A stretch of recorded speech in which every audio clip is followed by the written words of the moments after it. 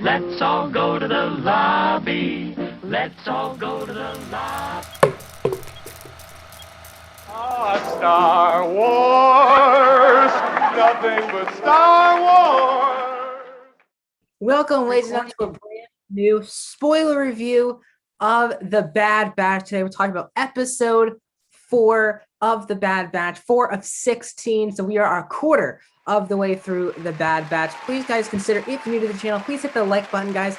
That is the best way to support this channel. Also, please consider subscribing to the channel. I do movie reviews like these, TV show reviews like these. I mean, movie reviews, streaming platform reviews, and movie rankings. If you like any one of those things, please consider subscribing and ringing the bell for notifications. Also, please comment down below your thoughts, spoiler fashion, of this episode of The Bad Batch.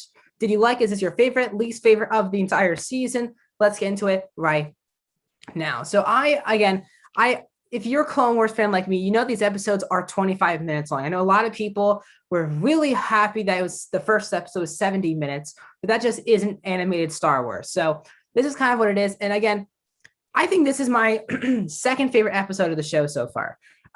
While there really wasn't much story development going on compared to the last two, I was very thrilled by this episode. And a big reason why is that Fennec Shand from The Mandalorian makes her debut in animated form here in The Bad Batch, voiced by the same actress who played her in The Mandalorian.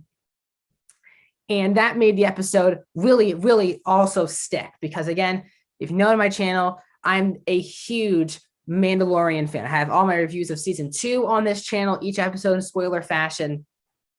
And Fennec was a character who I really loved in season 2. And the fact that she'll probably be a main factor, obviously, in that Boba Fett series that's coming in December in live action form. But I love the idea of having some of these live action characters go from live action to animation. I think a lot of people now with, Bo-Katan and Ahsoka being in The Mandalorian, going from animation to live action, how risky that is. It also could be kind of tricky doing live action to animation, especially going from a live action to animation prequel to The Mandalorian. So I felt like that was all really, really well done this episode. So basically this episode, the group needs to refuel again, had a rough landing last episode. So they go to Pantora. I'm not sure if we've been there before. A really beautiful, beautiful planet. And what they've done really well with this show, and what Star Wars does at its best, is make you wonder, going to different planets, getting you excited to go to different planets, maybe planets you've seen before, maybe planets you've never seen before. And the idea of going to these planets, exploring, and putting yourself really in the shoes of Omega is just truly special. And it's what making this show really, really well done, in my opinion. So we go to this planet. They're looking for fuel. We find out that the person who was running the port, where they landed, is in contact with someone we learned to be Fennec this episode. And Fennec is probably the main antagonist of this episode for sure. The Bad Batch are looking for money because they need fuel, they need food, they really need a lot of stuff. So the only thing I didn't like is, of course, Omega does something wrong. And a lot of people are going to say this.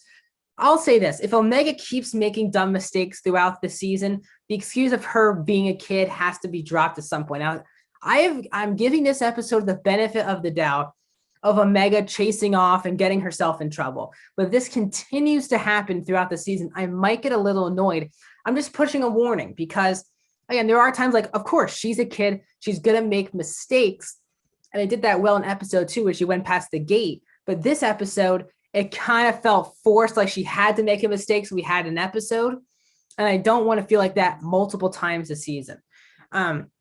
So Hunter and Echo and Omega go off to get some money, trying to sell some of their things. While that's happening, Fennec is watching on. Omega runs away because she's trying to chase down her toy. And Fennec comes to her. So obviously Fennec is tracking down Omega. We see clearly she has a picture of Omega that she is trying to chase down. The question is, who is she working for? Obviously, that's going to be a pretty big reveal this season. I wonder, what are your guys' thoughts on who she's working for in the comment section down below? I've heard some Boba Fett, of course. I've heard Cad Bane. Those are kind of the two main names I've heard. I would love to know what you guys think in the comment section down below. Who do you think is Fennec working for to get Omega? So Fennec, as Fennec accompanies Omega, she's pretty nice to Omega, really nice to Omega. And then once Hunter shows up, she starts showing who she truly is, and that's obviously a bounty hunter. And she starts shooting Hunter, and it basically becomes a chase, a three, and then really a four-way at some point. It was mostly Hunter, Fennec, and Omega on this chase. Wrecker does come a little bit later, which was a really fun scene where he protects Omega. And the idea of really this episode, and we keep building on this each episode, that she really is a part of the Bad Batch, and each member of the Bad Batch is embracing that in their own ways. Hunter's obviously doing that, being a fatherly figure. In this episode, Wrecker shows that he she's just one of us, and how protective he is of her. It was really nice seeing those character moments protecting Omega. So it was a really fun chase. Again, the scenery, the look of this planet was really beautiful. Really took me back to that planet where we were in the beginning of Attack of the Clones, in that opening chase scene. It really kind of felt like that in a good way. All the ships flying around. It was just beautiful to look at. Very well animated. So Hunter does overall get Omega. They go back, and Fennec, it seems like, will continue to hunt down Omega. So this is a really interesting. The Bad Batch are really screwed. They really have Crosshair as a potential villain down the line, Tarkin as a villain. And I know Fennec isn't a total villain, but she is truly tracking down Omega. I wonder where that will lead to. But why I was happy with this episode, because Fennec was done so well in this episode. It fits so seamless with what she has done in The Mandalorian. It just felt like the same character.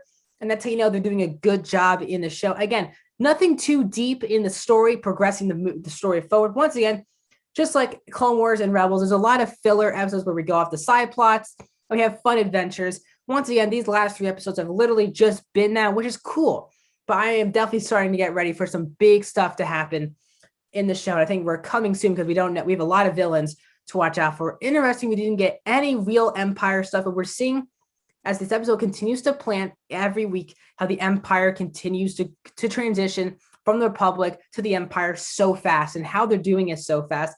The time period in Star Wars that I didn't really realize happened, or I didn't really care about until this show, and I'm really fascinated by this period as the Republic transfers over to the Empire. So guys, that's my spoiler breakdown review of episode 4 of The Bad Batch. Again, guys, I am loving this show. Still nothing close has topped episode 1, but 3 extremely solid episodes, and I'm ready for next week. So please, guys, like the video, subscribe, share, all those things. Comment down below your thoughts of the show. 1 movie review today. That'll be Army of the Dead, and then on Monday, my box office show continues. So I'll see you guys then.